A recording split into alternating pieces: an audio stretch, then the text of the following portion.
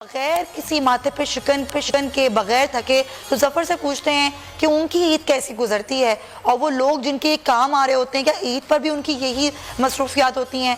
जफर, सबसे पहले तो ज़ाहिर अब आपको खराज तहसीन पेश करते हैं, चाहे कोई भी कराची के लोगों में मुसीबत आए, कोई परेशानी आए, आप और आपकी टीम सड़कों पर होती है, मदद कर रही होती है, तो ईद कैसे गुजरती है आपकी? और ईद के रोज़ भी क्या आप लोगों की मदद के लिए होते हैं मौजूद?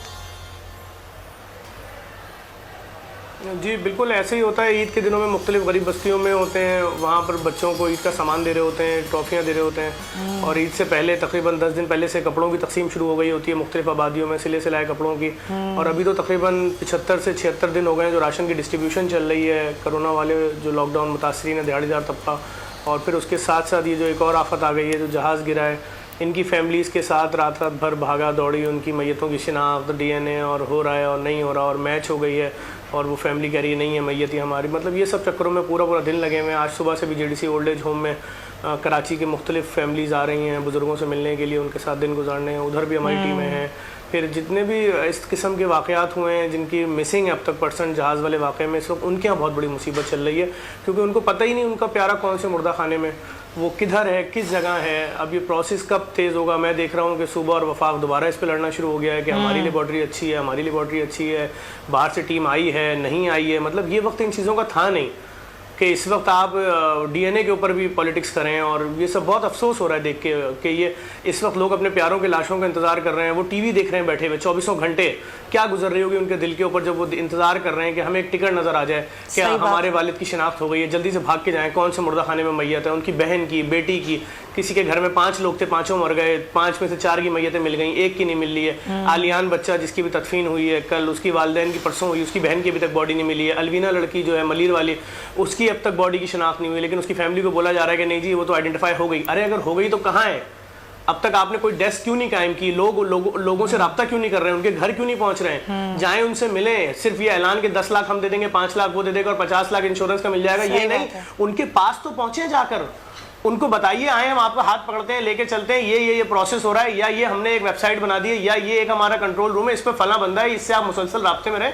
लोग इस वक्त शदीद परेशान है। अफजाल साहब की फैमिली ब्लॉक 14 फेडरल एरिया वाले, वो बहुत परेशान है, कह रहे हैं कुछ बताया तो जाए। ये तो कोई बात नहीं हुई कि हाँ भाई 1 दिन भी लग सकता है और 40 दिन भी लग सकते हैं। ये क्या बात हुई? सही। तो जफर साहब, आप जिन लोगों के घर बर्बाद हुए हैं, जिनके घरों पे गिरा है जहाज आके, जिनके अमलाक जल गई, जिनकी गाड़ियां जल गई, उनके लिए अब तक किसी ने एक लफ्ज कुछ नहीं बोला जी आप होटल में शिफ्ट हो जाइए जाके एयरपोर्ट के। ये क्या बात हुई? अच्छा, जिस वक्त उनके लिए आगे होगा क्या वो तो उनको बताया जाए। जिस वक्त ये वाकया पेश आया, ज़ाहिर है आप फौरी तौर पर वहां पहुंचे, फैसल ईदी भी आपके साथ मौजूद थे, आप लोग उस दिन से रोजाना वहां जा रहे हैं, आपके काम को हम देख भी रहे हैं, पूरी आवाम देख रही है। उसी दिन कुछ हुकूमत की आला शख्सियात भी वहाँ गई थी, वज़ीर आला सिंध भी गए, गवर्नर सिंध भी गए। उसके बाद 2 रोज़ गुजरे, हफ्ता गुजरा, इतवार गुजरा, पीर का रोज़ आज आ गया है। तो उसके बाद ये लोग वहाँ दोबारा नहीं गए, उन लोगों से दोबारा मुलाकात नहीं करी, उन ख़ानदानों को कुछ तसल्ली देने की कोशिश नहीं की, उनकी कोई मदद नहीं की हुकूमत ने? नहीं, अभी तो बस यही बात चल रही है। हम जब भी TV खोल लें कि जी हमने बाहर से टीम भेजी है पंजाब से, जी कह रहे हैं हमने नहीं देखी, वो कह रहे हैं हमने नहीं बुलाई, जी कह रहे हैं हमने बुलाई। ये बातें हो रही हैं भाई। तो इस वक्त तो इस चीज की जरूरत थी कि जिन लोगों के घर तबाह हो गए, जिन लोगों के लोग जख्मी हो गए, उनके लिए आप ऐलान तो करें। अभी तो ये बात की बात है ना कि गफलत किसकी थी। और जफर, ऐलानात तो किए गए हैं, ऐलानात तो हमेशा किए जाते हैं, लेकिन असल सवाल ये कि उस ऐलानात पर अमल दरामद कितना होता है। अभी ऐलानात किए गए कि 10 लाख रुपए दिए जाएंगे जिन लोगों के घर जो हैं वो खराब हो गए, तबाह हो गए, लेकिन ऐलानात तो ऐलानात की हद तक ही रहते हैं। उसके बाद तो ग्राउंड पे आप लोग ही होते हैं, हुकूमत सतह पर तो हमें नजर नहीं आता कोई। नहीं, अभी जब जैसा आपने मुझसे बोला ना उस दिन कौन कौन सी अहम शख्सियात आई, आप यकीन जानिए मैं 6 बजे शाम तक अंदर था जहां पर जहाज गिरा था, वहां लाशें निकाल रहे। जब मैं बाहर आया हूं मैंने उसके बाद किसी शख्सियत को वहां नहीं देखा, किसी भी सियासी शख्सियत को। हो सकता है आए हो गए हो, लेकिन मेरे ख्याल में अगर कोई आया था उसको वहीं बैठ जाना चाहिए था। सही बात कि तुम्हारे वोटों से हम लोग मुंतखब हुए हैं, हम तुम्हारे नुमाइंदे हैं, आओ बहन परेशान नहीं हो, तुम्हारा शौहर इस हादसे में गया, बैठी रहो, हम तुम्हारे साथ इंतजार कर रहे हैं, हम ढूंढ रहे हैं। ये क्या बात हुई कि आपके मुल्क में बड़ा सा बड़ा साने हो जाएगा, आप 1 मिनट के लिए आएंगे, खड़े होंगे, चले जाएंगे? आप तो आवामी नुमाइंदे हैं भाई, चाहे किसी भी सियासी पार्टी से हो। आवाम महसूस कर रही है। कल मैं तकरीबन 8 से 9 लोगों के घर गया हूं जिनके बच्चे और बड़े और फैमिलीज के लोग मर गए। वो कह रहे हैं एक आदमी घर पे नहीं आया हमारे। ठीक है आप चले गए होंगे फोटो सेशन के लिए किसी एक आध के घर, लेकिन जिनके बच्चे मार दिए, इंटरनेशनल एयरलाइन आपकी अपनी नेशनल एयरलाइन, उसके अंदर आप उनके घरों पे तो जाओ। जफर, लेकिन रिपोर्ट तो ये कह रही मतलब है कि कोई वहां सियासी इलाके में तो पार्टी- किसी की डेथ ही नहीं हुई, यानी कि जहाज जिन घरों पे गिरा वहां तो कोई डेथ नहीं हुई, सिर्फ जख्मी हुए लोग, और फिर ज़ाहिर रसाई भी नहीं दी जा रही। ये तो सोशल मीडिया पर है। हुए लोग वहां जहां जहाज गिरा है वहां लोग जख्मी हुए हैं और उनकी अमलाक को नुकसान पहुंचा है और उनकी गाड़ियां जल गई हैं मुकम्मल तौर पर।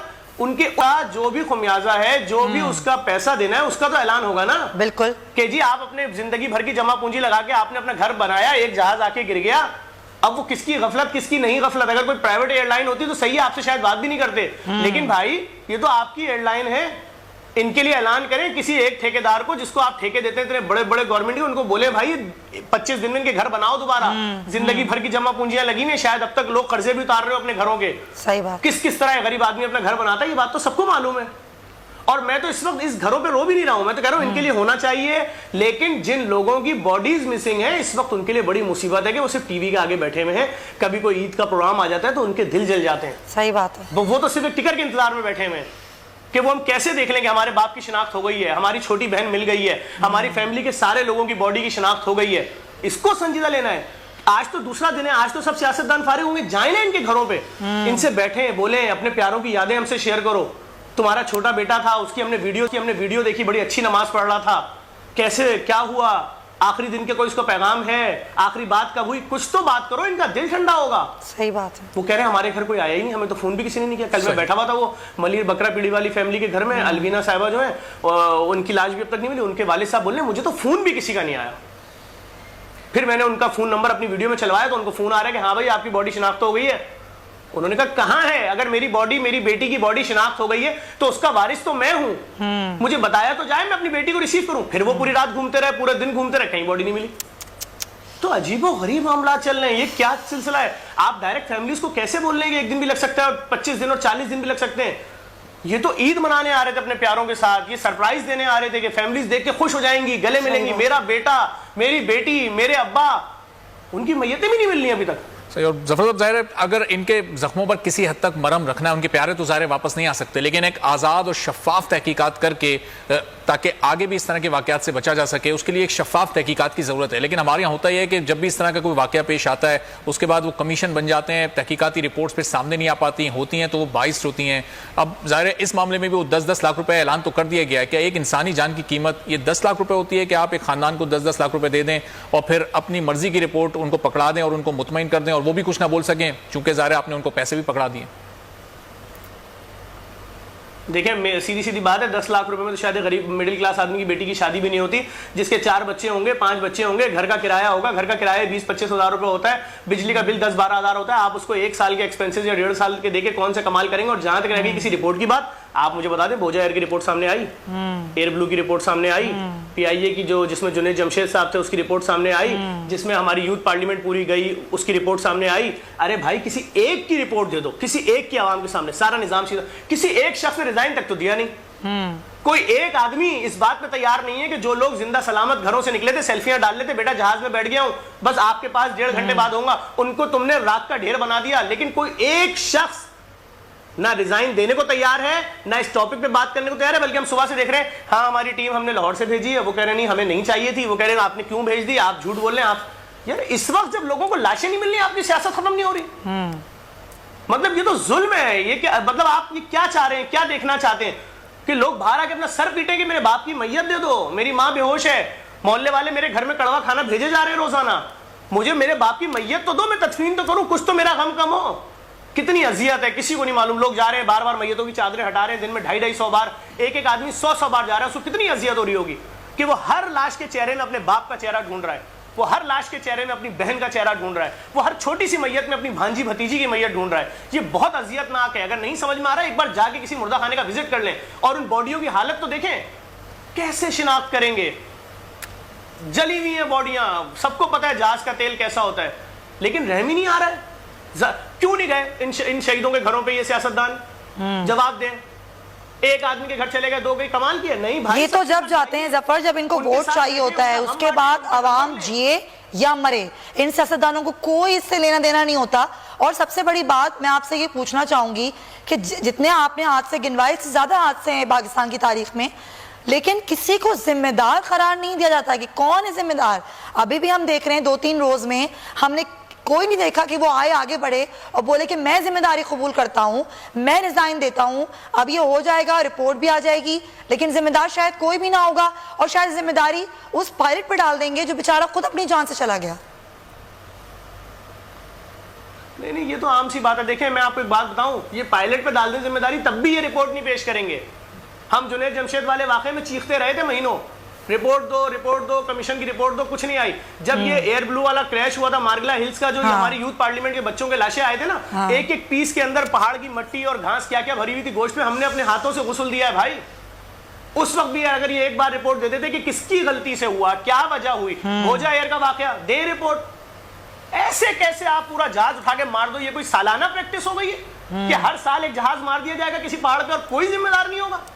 हमने तो दुनिया में देखा कि एक कश्ती डूब जाए तो वजीर आजम लेवल के लोग रिजाइन दे देते कि मेरे मुल्क के 15 लोग मर गए, इनको जिंदा रहना था, इनका हक था। इसी तरह इन 100 लोगों का हक था कि वो अपने घरों में आके 55 हजार रुपए का टिकट देके ईद मनाने आ रहे थे, 55 हजार रुपए का टिकट देके अपने आप को जला के कब्रों के हवाले करने नहीं आ रहे थे। महीनों मिसिंग पर्सन में पड़े रहेंगे, मतलब महीनों मिसिंग बॉडीज होंगी। वो ये सोच के थोड़ी आ रहे थे 55 हजार रुपए की कौन अपनी मौत खरीदेगा? उस बाप ने जिसने 6 टिकट लिए अपनी पूरी फैमिली के, ये सोच के लिए थे कि मैं अपने इन सबके जलवाने के टिकट ले रहा हूं।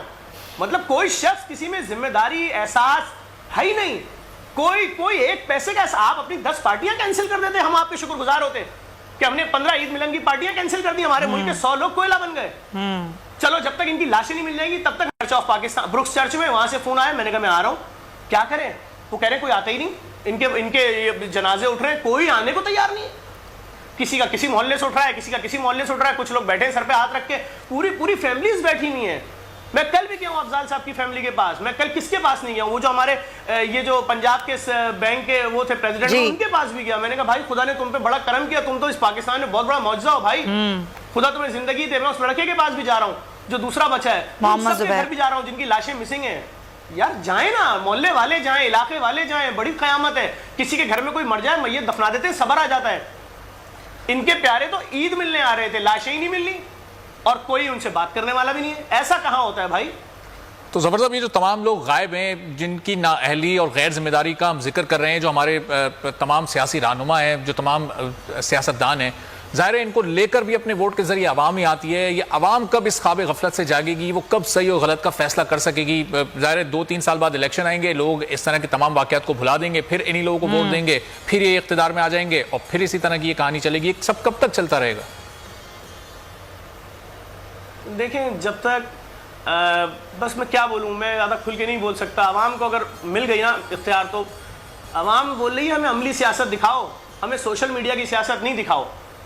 आवाम भूख से मर रही, तुमने ना रोटी दी, तुमने ना पैकेज दिया, तुमने ना राशन दिया, ना तुमने उन मरीजों के लिए कुछ किया।